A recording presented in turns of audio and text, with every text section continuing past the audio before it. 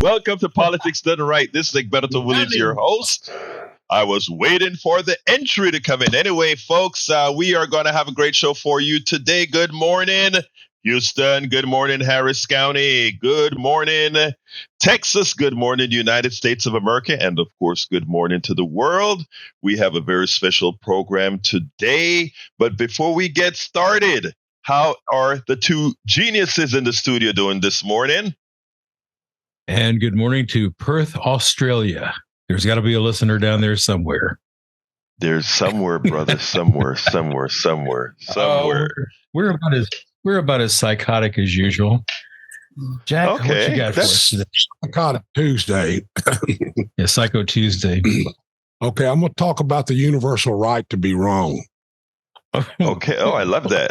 I love that. Okay, I did this when I did a rotation, a reproductive rotation when I was going to nursing school. I gave a talk on the trimesters and the way the abortion works, and when they would, when they wouldn't. And of course, it was in the middle of that the time when they were really starting to push back on abortion. So everybody was polarized. So I put one group on one side of the room and put the other group on the other side, and the pro-lifers and the pro-choicers. And I said, you have to give that person on the other side of the aisle the right to be wrong and let them find their own way. This is a right the opposing person should grant the person they believe is wrong, because the person believed to be wrong is on a journey to truth. And no matter how bad you want to convince them of their error, they will resist till they can see. Your insistence that you're right may drive them even further into your wrong. And if your attempt to use harsher means or work to demonize or obstruct that person from exercising or pursuing their rights, you are simply playing God in their life. And that's a right you don't possess. Allow their God to work in their life, not you. Sounds like a marriage. Insightful. And actually, that is so true. It sounded exactly like a marriage. Insightful, Brother Jack. Thank you for that. We're going to get busy this morning. We have like I said, a special show. Speaker of the title of the show today, Speaker of the House, Mike Johnson. Yes, he is a theocrat. But we're going to start today with a story. It's not a happy story, but it's a story that gives one resolve. You know what we talk about on this show? We don't just sit back and let things happen to us. We respond, but also we make sure that there are changes that are made to ensure these things don't continue to happen over and over and over again. Today, we are honored to have Tiffany Rachal. I hope I said that right. If I said it wrong, please correct me. We are here to discuss her story about her son. It's a sad story, but in his mother's strength, changes are going to be made. Anyway, good morning, Tiffany. How are you doing this morning? Good morning. I'm doing well. Thank you for having me on. I really appreciate this. Well, look, before we get started, I like things to be personalized. Tell us a little bit about Jalen. As you know, my son was murdered last year, April the 27th, 2022.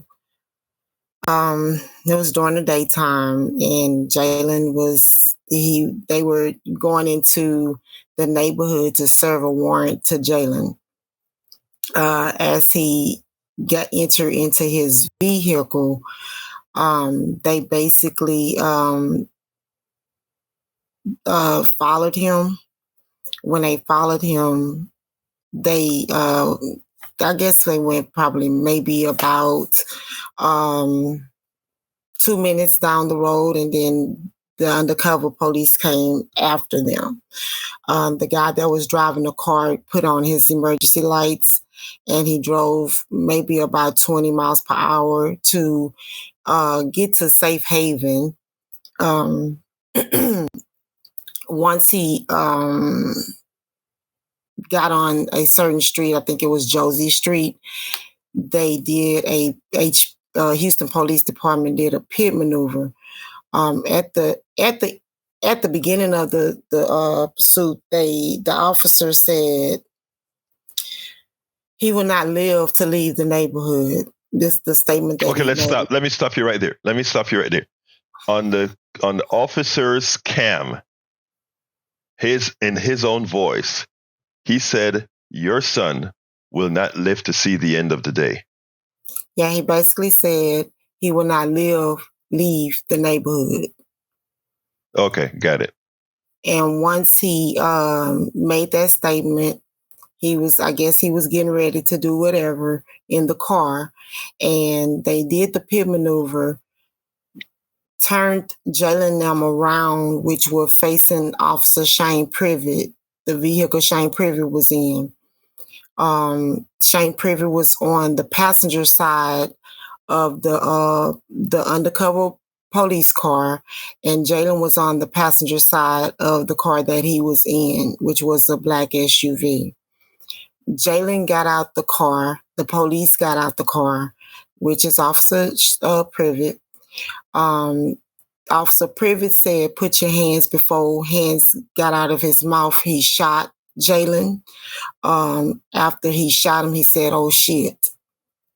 Jalen falls to the ground. He was struck in the side of the neck. He fell to the ground. They handcuffed him, and then they dragged him. This is pretty much. What do you mean by then they dragged him? They handcuffed him and dragged him across the concrete, the sidewalk. After being shot and after he'd fallen to the floor. Correct. Bleeding Correct. Out, and they handcuffed him first. Okay. They handcuffed him first, and then they dragged him. So this is pretty much. I feel as though first aid should have been done on Jalen, but I didn't see it happening. They act like they want to know where he got shot at and put some bandage on it. I'm sorry, y'all. I'm with you. I'm sorry you went through this. What gets me is it brings back all the memories of these types of. I'm sorry. I'm with you. It brings back the memories of how some bodies are in fact treated by police officers. But what you did, and this is the thing that makes us why I wanted to have you here. This happens in this country over and over again. And if we didn't have advocates like you, in this case, the mother, advocates like you, we wouldn't be able to make the changes. And you came out when we had a rally with regards to our district attorney, who pretty much got the officer no billed. Correct. You were strong to come and tell the story. The thing about it is nobody, one, deserves to be indiscriminately shot. And number two, nobody deserved to be treated the way they did after being shot. We're all humans. So what did you do after that? Basically, we did a lot of protesting around the Houston area. Several of the groups came along to join us out of different cities. We feel like we haven't gotten the support in Houston, Texas to kind of maneuver this around. So we had to deal with other activists in other cities. Black Lives Matter grassroots. We had the BLM from Houston grassroots also joined us, and it's a few other groups that joined us as well as we protest. And the first place we went was to Kim Ogg's office, where we protest one Saturday, where it was on a Friday. Excuse me. We protest on a Friday morning, and she stopped the protest by asking us to join in a meeting to let us know the process and the procedures of how it works. So at that particular time, we went up there and we listened to everything that everybody had to say.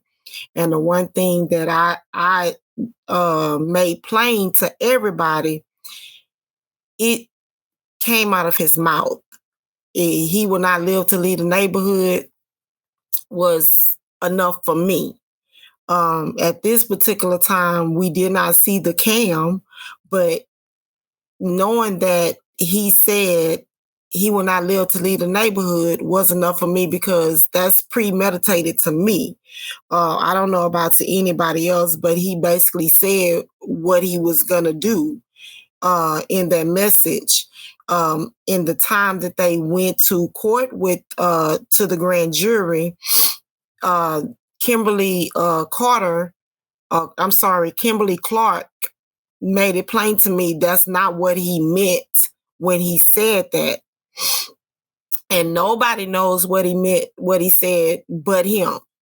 So, of course, to save his butt, he's going to make... Who is Kimberly Clark? Kimberly Clark is one of the civil rights attorney for the district attorney. So beforehand, she comes in to defend his statement, saying that's not what he meant. Right. Okay, right. Go ahead. So with that being said, that's one of the things that I wanted to point out, that he said exactly what he was going to do. My son did not leave the neighborhood. And was he alive? He left it, but he didn't leave, breathing. They said But let's be clear, because for any other normal person, you make a statement, and a few seconds later, the statement you made about that person is dead. I think that's probative. I mean, so I don't think you are at all out of scope when you say, well, it seems to me like we understand what he meant, because what he said got executed. Now, Kim Ogg and their administration, they tried to tame you guys by or quiet you guys by saying we're going to go through procedures, and you all did attempt to go through procedures. Do I have that right? Yes, we did go up there, and we talked along with my lawyer's assistant. We all went up there and we discussed the policies, the procedures, that how long it may take, what we have to go through, and all those things. That's fine, but why does it have to go to a grand jury? She could have made the decision to file charges right then and there. Well, let me just be clear here, and I think you know this as well as I do. Ask Michael Brown. Ask the couple of guys in Minnesota who the cop shot. The cop shot after asking them to give them their license. We could go, blog statement after statement. There are certain bodies in this country, unless people start to admit that, it'll continue. But luckily, you got Benjamin Crump, who will ensure, like he has in many other jurisdictions, that these guys pretty much, whether they do it through the criminal process or the civil process, it'll be taken care of. Now, The one thing I should have said, your son didn't display a gun, show the gun, had the implication of having a gun or anything when he got out of that car. Is that correct? No, he didn't have a gun.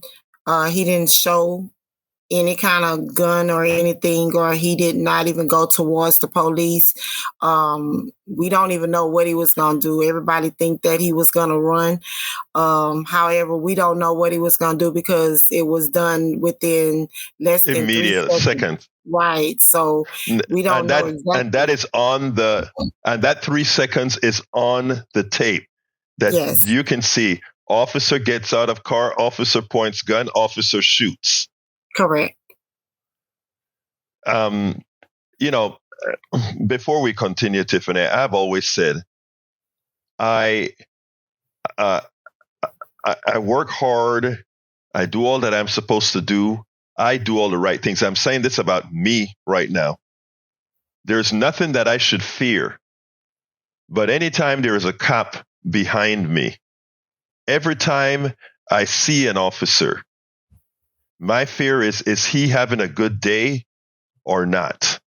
Because somehow certain bodies are generally the victims. And if there are any officers listening after I'm done speaking to Tiffany, I would love for you to call in, because there are certain things we would like to ask, civilly, of course, of you. But anyway, Tiffany, so now Og then took it to the grand jury. There's a saying that people say all the time, and that is a district attorney could indict a ham sandwich if they so desire. This was taken to the grand jury, and what occurred? The first time that it was taken to a grand jury, it was no action. Right around July, in July. And then in October on the 16th, they started the grand jury again with the case.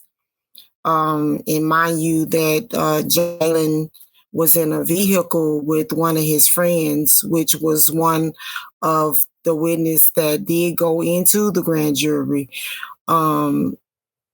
They basically said that Jalen reached down into the car at some point. Well, we didn't see that part, that he reached down. So I'm not understanding if he reached down. Let me see that part to where he reached down into the car.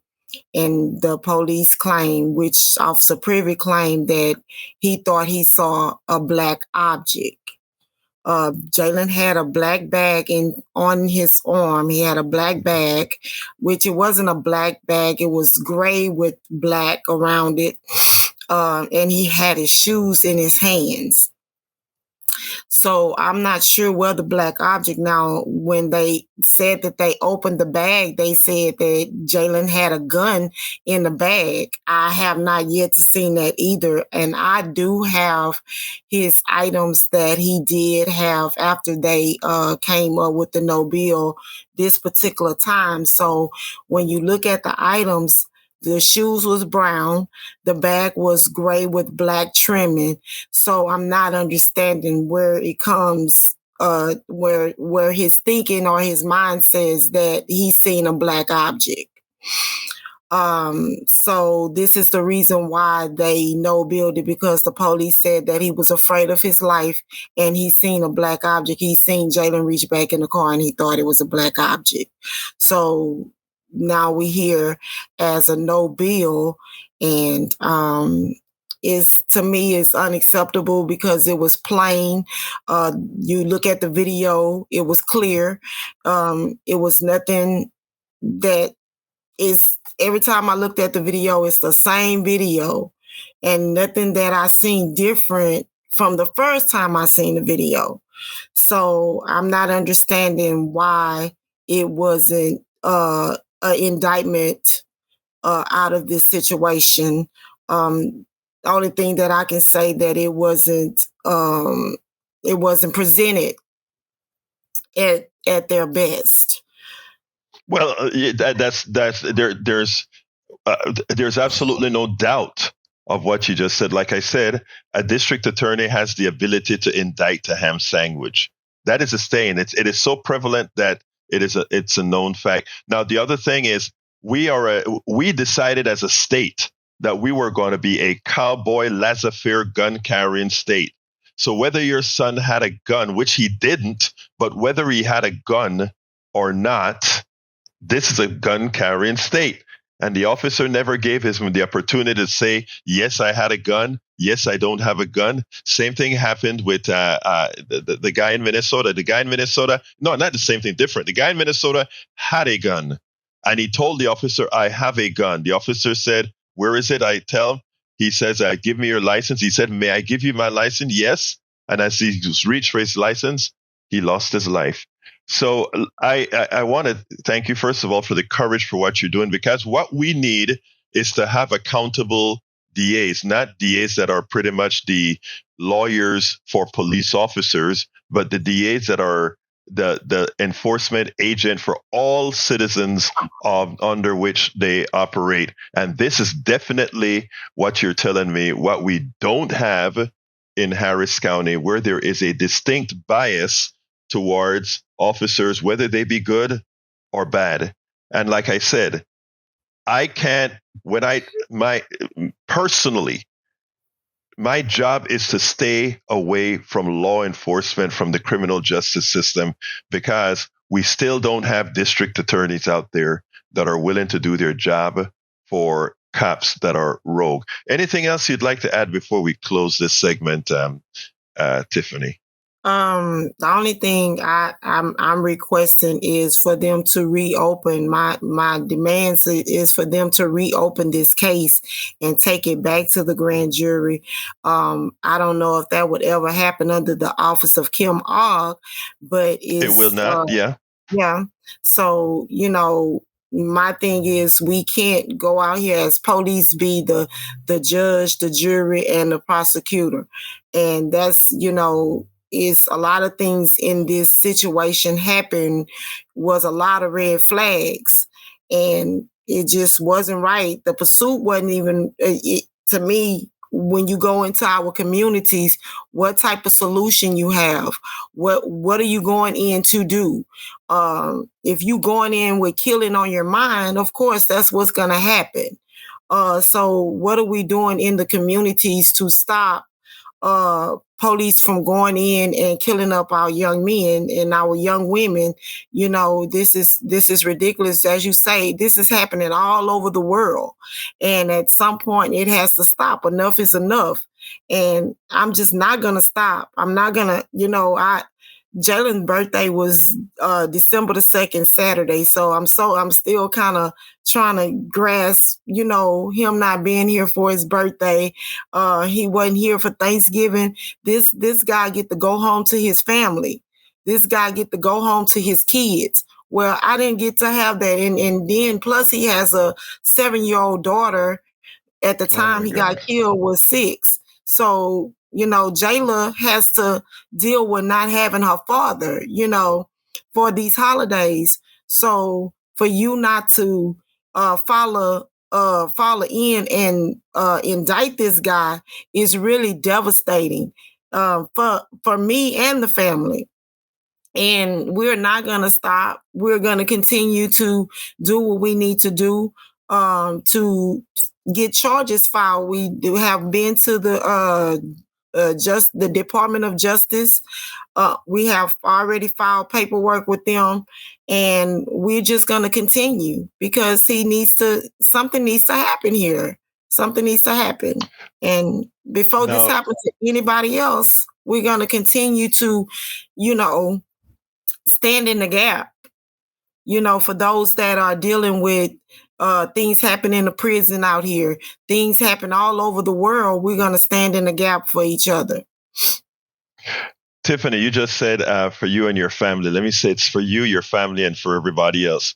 The work that you're doing also matters to everybody who has any kind of encounter with police officers. And we should state, this police officer, it's not like he hadn't had some violent incidences before. I think he wasn't he indicted before for breaking somebody's socket or something like that? Yeah, in 2017, he had an incident where he went out to, I don't know exactly what it was, but it's some type of drug case, and a young man, he pretty much handcuffed the young man, and he kicked him in the eye and messed up his socket, and he was indicted for that. In 2019, Shane Privet went to another grand jury where they no-bill the situation, where they, got him off. So here we are again. We're in the same place. 2022, he killed somebody. So what does it take? Well, what does it take? Y'all gonna wait till he kills somebody else or hurt somebody else on the street? What are we doing here? It just don't make sense to me. It doesn't. When you get off with something, it becomes so much easier to do it again. Well, look, thank you so kindly for having been on Politics Done Right here at KPFT 90.1 FM Houston. Tiffany, I'm very sorry for your loss, but I am happy with your resolve to actually get something done. You have a wonderful rest of your day, my friend. Okay? Thank you. Thank you. Thank you. And I tell you, every time I hear her story, it hurts. And the reason it hurts is, I'll be just frank here. I was driving into KPFT, the studio, a few months ago, with a good friend that came in to do the show with me. And a police officer was next to me on a motorcycle. And the police officer, my friend, he was waving at the police officer, kind of telling hi or whatever. And I told him, I said, the comfort that you feel doing that, and I know it is, I shouldn't have to feel this way. I said the comfort that you felt doing that is one that I don't have. Because as far as I'm concerned... seems like the tin cans and string are not holding up this morning. Egberto? Okay, yeah, okay. I'm sorry. That's probably when I made the transition. That's when I made the transition. Okay. Yeah. All right. You were telling us a good story here. Go ahead and tell us that story. Yeah. Right. So I'm driving into the studio with my good friend who's going to do the program with me, and he sees the police officer on a motorcycle next to us, and he's kind of waved at the police officer and smiling. I guess they may have had eye contact. I'm not sure. But while that was his reaction, and a reaction that was a pleasant reaction, when that officer was next to that passenger window, my heart, and he couldn't see this, but my heart was in my throat. That is my general reaction to be in the presence of any officer, whether they be white, black, blue, I don't care. Because my experience and the experience that I see with officers is a crapshoot. In other words, if they're nice, you're good. But if they're having a bad day, your body means so much less. Doesn't matter if you're a professional, an author, a book writer, an engineer, a doctor, a lawyer, it doesn't matter. Right here in Kingwood, we had a judge jogging, and he was treated like an animal. Of course, he sued. But understand it for all our listeners right now. Understand that stories like this hits a certain way. And when I heard her story, my thing is, thanks for doing this, because maybe more people who got harmed by the system, if more people who got harmed by the system constantly hit the system, it'll make life safer for everybody, for absolutely everybody. So thank you very much, Tiffany, for having the courage to come out here and discuss this, because I tell you, as you were speaking, as you were crying, as you were, articulating what occurred with your son, understand that it hits us all. Understand that it hits us all. Anyway, folks, give us a call. Telephone number 713-526-5738. Again, that number is 713-526-5738. Would you like to make a comment on the previous story, or do you want to go directly into the other story right away? 713-526-5738. Anyhow, without further ado, while I wait for calls to come in, I'll go ahead and let you hear the story about Speaker of the House Mike Johnson, the theocrat. Let's get busy, and here it goes. Turns out Speaker of the House Mike Johnson is nothing but a autocratic, a theocrat. And watch what Ayman Mohyeddin and his two guests had to say about him, because I think, unlike many other programs, they really go into detail as far as what it means having an autocrat like Mike Johnson leading the House, and what would it mean back in or next up in 2024. Check this out. The hate and extremism within the GOP isn't just coming from Donald Trump. It is coming from other party leaders, including the newly minted House Speaker, Mike Johnson. New reporting from CNN reveals that Johnson wrote the foreword for a 2022 book by a Louisiana blogger that endorses the far-right Pizzagate conspiracy and contains homophobic slurs towards Transportation Secretary Pete Buttigieg. Johnson said of the book, quote, "I obviously believe in the product, or I wouldn't have written the foreword, so I endorsed the work." Now, this comes after a stunning and terrifying report from the outlet last week, which unearthed a series of interviews highlighting Johnson's extremist views. Take, for example, last year, just a month before Roe versus Wade fell, Johnson compared abortion access to a, quote, American Holocaust. Here's Johnson in his own words. It is truly an American Holocaust. I mean, the reality is that Planned Parenthood and all these big abortion, they set up their clinics in inner cities. They are, they regard these people as easy prey. And after Roe fell, Mike Johnson defended Supreme Court Justice Clarence Thomas's suggestion that rulings on same-sex marriage and contraception should be reconsidered, saying some laws should be, quote, cleaned up. There's been some really bad law made. They've made a mess of our jurisprudence in this country for the last, several decades. And maybe some of that needs to be cleaned up. And what Justice Thomas is calling for is not radical. In fact, it's the opposite of that. We finally have a majority of originalists on the court. It appears that these beliefs, which he has professed to hold now for decades, were sharpened during Johnson's decade-long association with Alliance Defending Freedom, a faith-based organization that litigates in favor of laws and policies that undermine LGBTQ rights. Let's bring back Fernand Amande and Paulo Ramos. Fernand, I'll start with you here. What does it say that someone with this track record, proudly owning this track record, one of the most powerful political figures in our country, is the Speaker of the House? Well, Ayman, it's very similar to what we just talked about in regards to Donald Trump. We cannot sugarcoat the reality of what and who Mike Johnson is.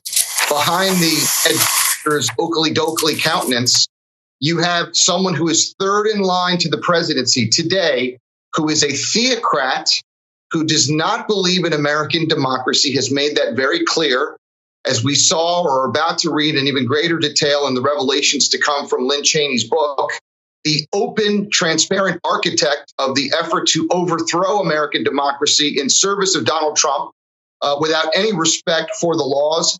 I think it looks like what it is, a theocratic again, fascist, who unfortunately holds the most powerful position in the history of the United States for someone who doesn't believe in the tenets that underpin the constitutional republic.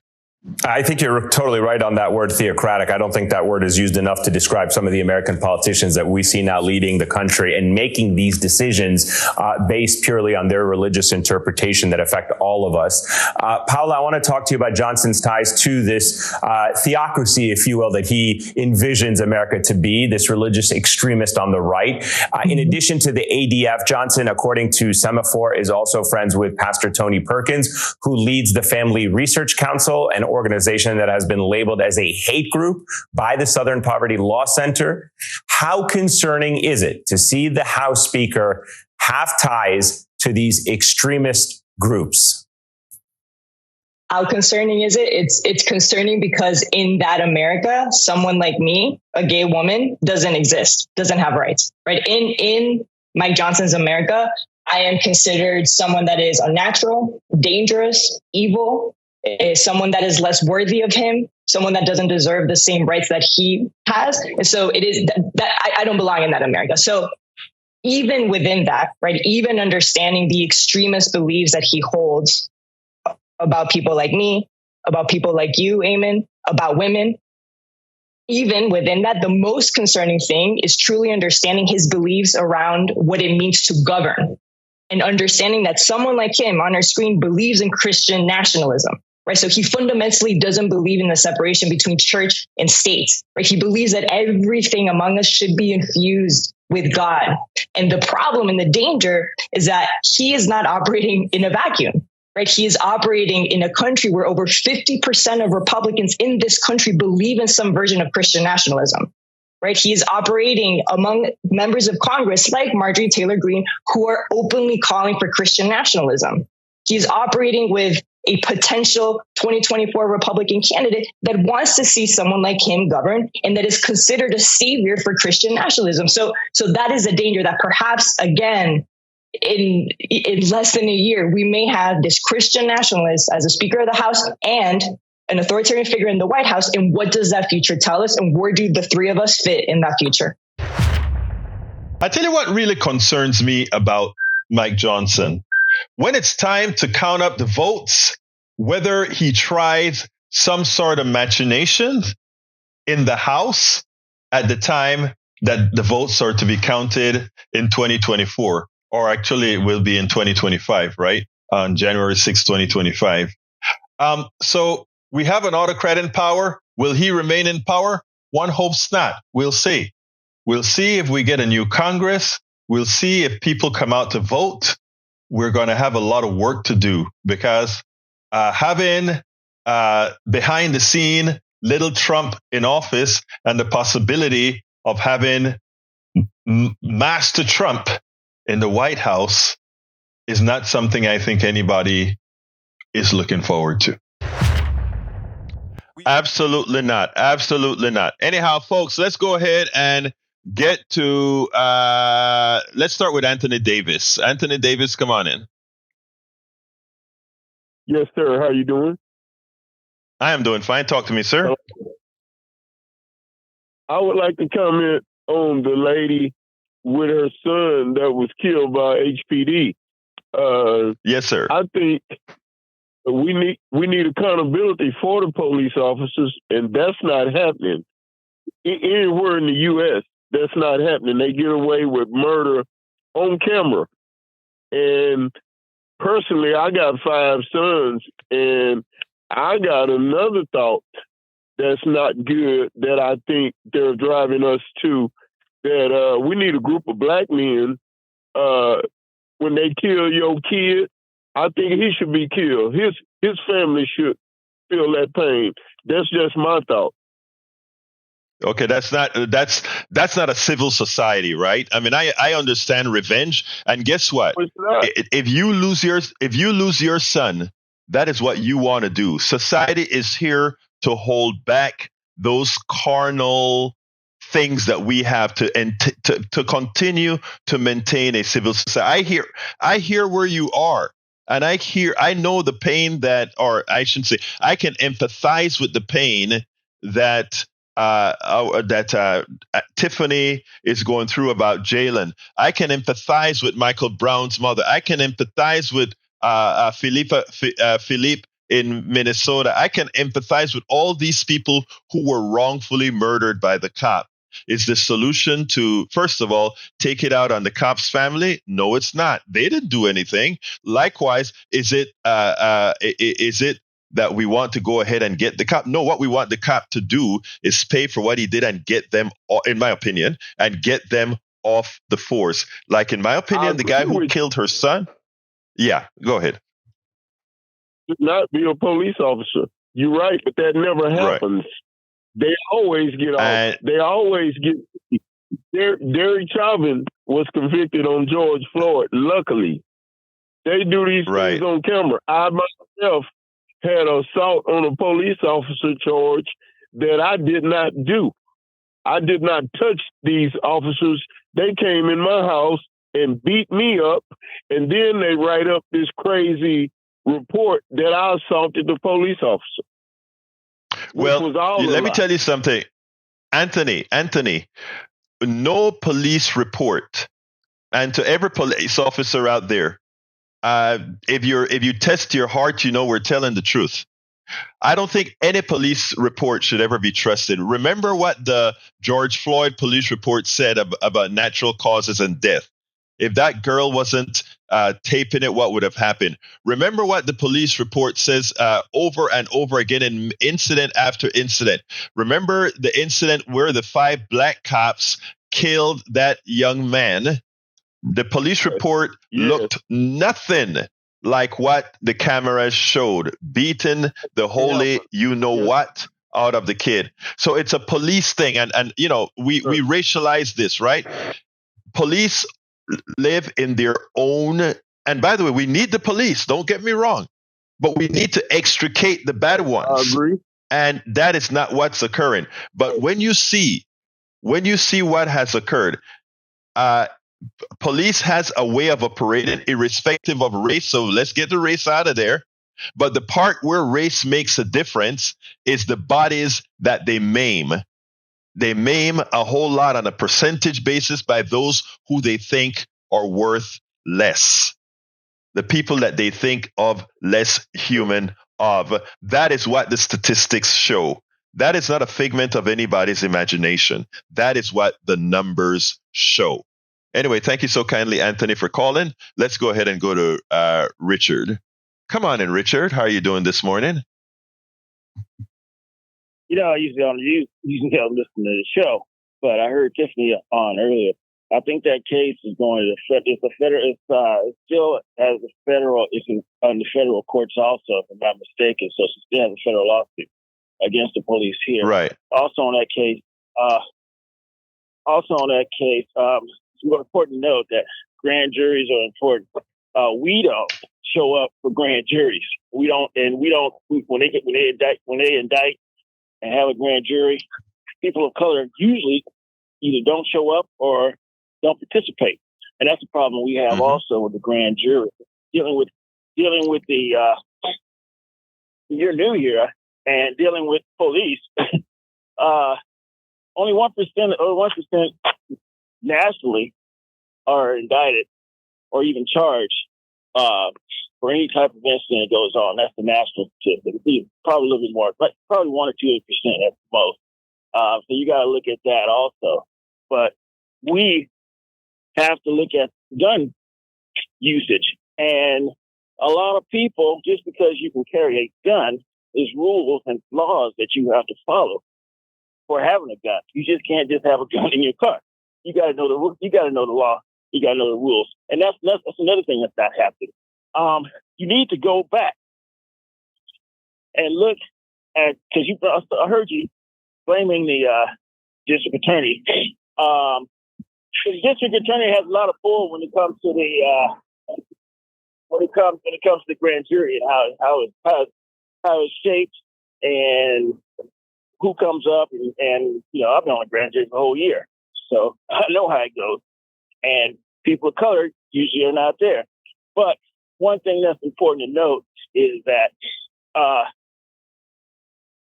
the district attorney should have more leeway, but they got pressure from law enforcement who they have to listen to a lot of the time, and they have to get a lot of their information from law enforcement. So they're less likely to piss them off. They're more in tune now with the community than they ever was. If this happened 10, 20 years ago, you wouldn't even have an indictment. I don't think. But well, she didn't get an indictment. She got a no bill. I'm just talking about in general. I know about that case. Okay. But gotcha. Gotta look at one thing. I'm gonna let you go. One thing I want to point out is looking at Harris County. The Harris County Commissioners Court. I've been telling everybody they passed this money contract to send prisoners. These people aren't even charged, and they're using private contractors, a contracted prison in Mississippi to send people that don't have money to bail out of jail. If I had money, I could bail Richard, out of jail. Richard, you're correct about that. So I got to run to the other call, but you're correct about what the Commissioner's Court did, sending them to Mississippi. What's interesting is I think there's a civil rights case right there because not being here local prevents them from being able to get the right kind of legal support anyway. But we'll talk about that another time, Brother Richard. Thank you so kindly for calling in, my friend. All right, let's go to Samantha. Come on in, Samantha. Good morning. Good morning, Samantha. Good morning. I was going to comment on something we were talking about yesterday on local politics, but since Tiffany's case, since y'all went on with Tiffany's case on the police brutality, I'll comment on that. But basically, I was thinking that there's sort of like a process that's been happening when, which is what we've come forward with, from the last 50 years or so, and in civil rights with police brutality, and which I'm not seeing where with the Democrats or with more of the social Democrats how they're going to really address it, because there seems to be a process when somebody is killed by the police, it automatically gets picked up by an attorney and automatically gets sometimes put onto a civil rights case, and then it gets picked up. I mean, it's really a process. Now, I know that the George Floyd case was a turning point, a big turning point, and they actually arrested the white officers that killed George Floyd.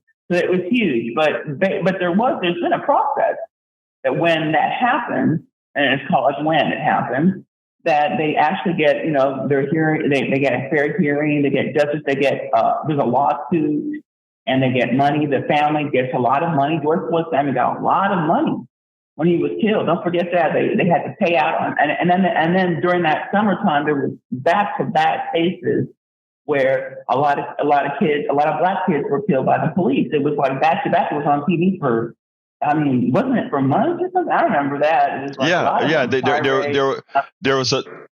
But let me just say one thing, Samantha. What you hear comes out on TV. They happen to be in certain markets where it makes the story. What I realized after doing some research during the Michael Brown case, during the I forgot the guy in Minnesota, the guy in Alabama. Is that there's so much of this that occurs that goes unreported. Poor people that don't even try to seek. They talk about, the police done kill my kid, and that's the end of the story.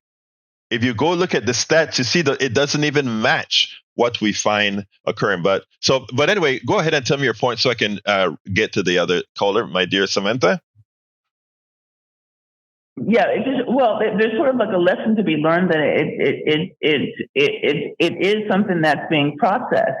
So there's a lot of prevention we can get into avoiding that happening to a family member, because a lot of it has to do with money. You can see, I really noticed in George Floyd's case, like the family got so much money after he was killed. he had been homeless and all this kind of problems that Tiffany's son was going through.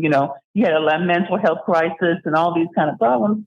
So, that's kind of like what we have to look at. And it's come around where you can see that it's a process. The police get seen on TV. Yeah, it makes a story, and it's really a big thing. It's not something you have to say, suddenly it happens. This is America. It's been going on since the 1960s.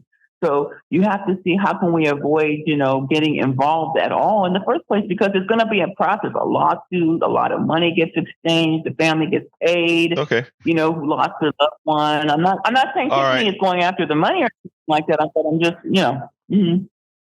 Thank you, Samantha. I appreciate your call. All right, let's go ahead and go to Josie. Come on in, Josie. Thank you, Samantha. Come on in, Josie. Good morning. Good morning. First of all, I wasn't going to mention good morning what the lady just said, but I think she is talking about the money. And it's kind of shaming the family, or that just didn't sit right with me. But I wanted to go back to the mother who lost her son. And just talking about the grand jury, because I served on the grand jury with Judge Ted Poe. And that's something that many people do not know. And I wouldn't have known the process had I not been submitted to be on the grand jury. And I didn't know that your name had to be submitted by someone political or a judge, and then your employer has to agree to give you all that time off. Well, most employers aren't going to do that. So you can kind of begin to look at what that grand jury looks like. And it's important for us, for the mom, to maybe think that way. I think I brought the social worker part into the grand jury, which many on the grand jury did not understand or would not have thought about different assets of cases that we heard had there not been a social worker and then another female minority. That is so important. That is so important, Josie, to know that. Yeah. So I think we have to. That is so important to know. Yeah, I thank you for that. But let me just say one other thing real quick to you, Josie, where it comes to Samantha and the money. I can understand where some people talk about, they're going to get money anyway. But if I have a sick daughter or sick whatever, there's no amount of money for somebody harming them that can take away the hole in the heart. When Samantha talks about it's a process, she's not incorrect. It's correct. But it's a process that's occurring because of some ill that occurred. So but look, no amount of money can come in between my loved one and somebody harming them. And I think you feel the same way, Josie. Yeah. Okay. Thank you so kindly for your call, Josie. The grand jury. Okay. Thank you. Bye-bye. Thank you so kindly. Let's go to Derek. Come on in, Derek. How are you doing this morning? Hey, good morning. Kim Hall came in and she said that her office would be impartial to the police. And my question to her is, what happened to you, Kim Hall? I want to pull some words from Minister Farrakhan. Justice never sleeps. Justice go to bed with you, and justice will wake up with you.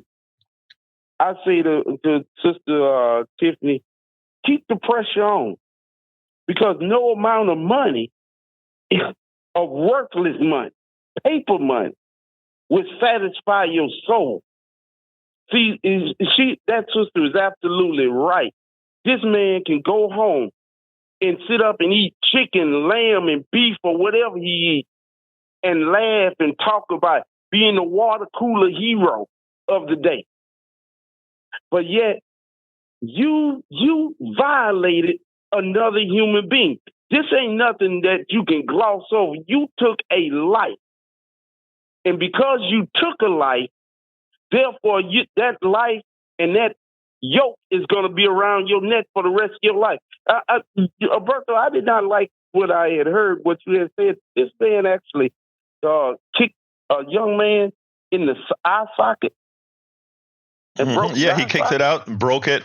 And and he first got indicted, and then they took it to another grand jury, and he got no bail. So, I mean, yes. But Derek, you get the point, and thank you for understanding. I need to run to Harry. So thank you for your commentary, Derek. All right, let's go ahead and bring Harry in. Harry, sorry for our time. We just got a lot of calls at the end. So give it what you have to say in 30 seconds. For Philando Castile is who you were talking about, who got killed up Philando Castile. Yes. That's the guy who got killed. And my soul goes out to Tiffany. Keep fighting for your son. Justice for your son. Yeah, the mother whose son got killed. Right. Hello? Yeah, you're correct. Harry, I got to run. Give me 10 seconds. I got to run to Brian.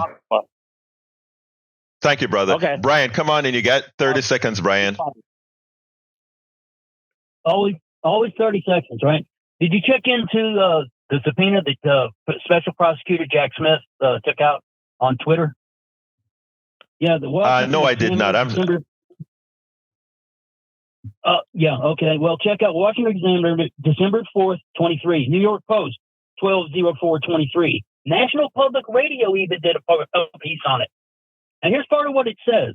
All of the content, records, and other information relating to other interactions between subject account and other Twitter users from October 2020 to January 2021. Got it. Okay, I'll read it. Brian, I got to go, but thank you so kindly for bringing that up. We'll talk about that later. I need to jump to the studio. All right, great. Come on in, Brother Howard. All right. Mighty fine show you had here this morning. Very, very emotional. You can feel it through the radio. Jack, what you got for us? Well, okay. Jack has forgotten what he was going to tell, which is, common around here.